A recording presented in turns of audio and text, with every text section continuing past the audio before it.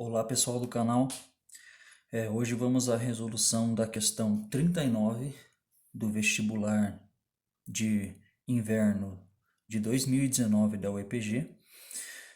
A questão 39 da prova de física, ela fala assim, que em relação às ondas sonoras e suas propriedades, assinale o que for correto. Na questão 01, ele coloca, ondas sonoras são ondas longitudinais que se propagam apenas no ar. Bom, ondas sonoras são realmente ondas longitudinais. Lembrando que para ser uma onda longitudinal, o seu sentido de propagação e o seu sentido de vibração têm que ser os mesmos. Então, logicamente, a onda sonora tem essas características, por isso ela é uma onda longitudinal. Que se propaga apenas no ar, o erro está em apenas. As ondas sonoras são, além de longitudinais, são ondas mecânicas. Isso significa o quê? Que as ondas mecânicas se propagam em qualquer meio material. As ondas sonoras não são capazes de se propagar no vácuo, por exemplo, onde não existe um meio material de vibração. Então significa que a questão 01 ela está errada por esse motivo. Apenas no ar. A questão 02, ele coloca que as ondas sonoras utilizadas em aparelhos de ultrassom geralmente possuem frequências da ordem de 16 Hz. Vamos lá, né? Você tem lá os limites de audição para um ser humano. Tem lá o som audível, né? E o limite inferior para o som audível é de em torno de 20 Hz. O limite superior é em torno de 20.000 Hz, ou 20 kHz. Abaixo de 20 kHz, eu tenho o infrassom.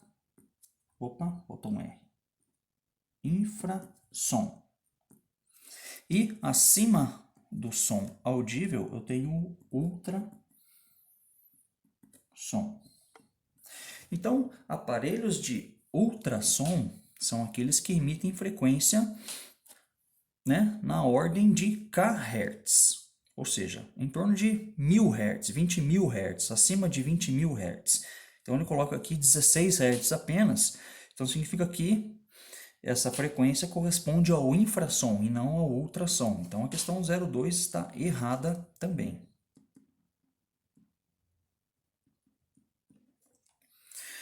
Já na questão 04, vamos separar aqui.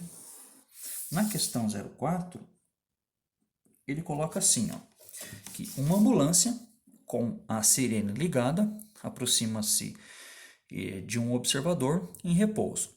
Se a velocidade da ambulância é 108 km por hora, a frequência do som que o observador ouve é 10% maior que a frequência real do som emitido pela ambulância. Então, esse é o caso típico do efeito Doppler, né? Então, vamos pensar aqui. Eu tenho uma ambulância,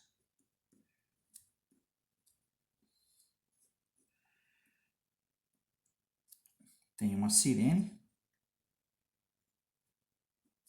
e ela está emitindo ondas sonoras, né? Em uma determinada frequência que eu vou chamar de F0. E tem um cara parado que está recebendo essas frequências. Se ambos, a ambulância e essa pessoa, estão parados, a frequência que esse cara recepciona, né, ele sente, é a mesma frequência da ambulância. Agora, se começa a haver movimento relativo do observador ou da ambulância, o que acontece é que a frequência recebida por esse cara, a frequência receptada por esse cara passa a ser diferente. Neste caso, como a minha ambulância possui uma velocidade de 108 km por hora, significa que este observador aqui vai estar recepcionando frequências um pouco maiores que a frequência gerada pela fonte, pela ambulância no caso, tá? E nesse caso, a equaçãozinha que eu uso para cálculo dessa frequência é a seguinte, ó, F' é igual a F0 divididos pela velocidade do som, mais ou menos a velocidade do observador, sobre a velocidade do som, mais ou menos a velocidade da fonte. Vamos lá. A velocidade do observador é nula, porque ele fala que ele está parado. Quem está se movendo é a ambulância, no sentido de se aproximar do observador. Logo, quando existe aproximação da ambulância em relação ao observador, a frequência relativa que esse cara vai detectar é uma frequência ligeiramente maior que a frequência fundamental. Então, se eu colocar aqui a frequência relativa é igual à frequência fundamental, que eu não conheço. Velocidade do som, na prova, está para você utilizar 330 sobre 330. Agora que vem a questão, mais ou menos. Bom, pensa só comigo. Esta frequência, ela deve aumentar. A gente sabe que fisicamente ela irá aumentar. Para que essa frequência aqui aumente, eu tenho que utilizar o sinal de menos. O denominador diminuindo, este cara aqui vai aumentar. Então, se eu utilizar o sinal de menos, a velocidade da fonte é 108 km por hora. Se você converter para metros por segundo, 108 é exatamente 30 metros por segundo. Então, significa que a minha frequência linha é igual à frequência F0, que multiplica 330 menos 300. Veja, só para você entender bem. Se eu utilizasse o sinal de mais aqui, ficaria 330 mais 30 e daria 360. O denominador cresce, este cara aqui decresce, porque são inversamente proporcionais. Então, significa que a frequência que, se eu utilizasse o sinal de mais, a frequência que eu iria observar seria uma frequência menor, e isso não condiz com o nosso exercício. Então, significa, vou fazer aqui do lado, ó, F' é igual a F0, 330 divididos por 300, isso é igual a 1,1. Significa, então, que eu tenho essa relação aqui. Detalhe, eu não conheço qual é a frequência fundamental, então vamos chutar um valor. Eu vou dizer que minha frequência fundamental, F0, é 200 Hz, por exemplo. Então, a minha F' vai ficar igual ao quê? 200 vezes 1,1.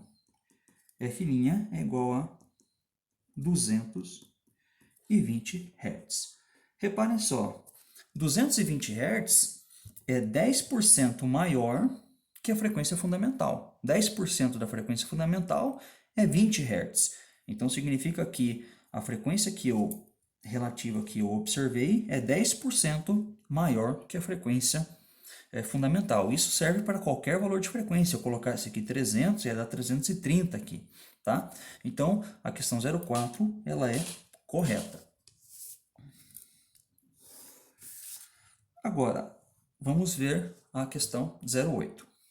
Na questão 08, ele coloca assim, que o som, pelo fato de ser longitudinal, não sofre difração.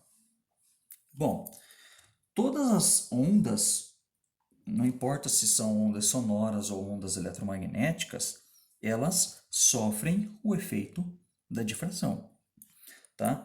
A difração, ela está associada à propriedade ondulatória. Como a onda, né, logicamente tem essas propriedades ondulatórias, ela sofrerá difração. Só lembrando que difração é o desvio do caminho das ondas ao atravessar, né,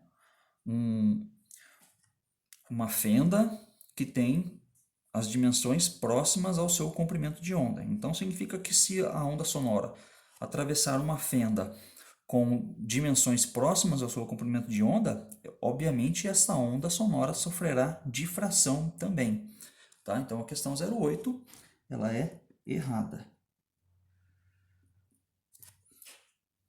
E na questão 16, que é a última, ele coloca aqui: sabendo que a intensidade do som emitido por um alto-falante a 1 metro de distância é 10 a menos 8 watt por metro quadrado, podemos afirmar que nesse ponto seu nível sonoro é de 40 decibéis. Bom, para você determinar nível sonoro, você vai usar essa relaçãozinha aqui, ó. Beta é igual a 10 log de I sobre log de 0. Ok. Este I é o nível sonoro no ponto que eu quero analisar. Ele fala que a 1 metro de distância, que é o ponto que eu quero analisar, o nível sonoro é de 10 a menos 8. Este I0 seria meu nível sonoro fundamental, tá certo? Então, significa que, para resolver a questão 16, é só aplicar essa equaçãozinha. 10 log de I, que é 10 a menos 8, sobre I0, que é 10 a menos 12. Então, o beta vai ser 10. Como é que eu resolvo esse cara aqui? Vou passar para cima, tá? Então, 10 vai ficar log de 10 a menos 8. Passo para cima trocando de sinal. Aqui fica 10 na 12. Então, o beta...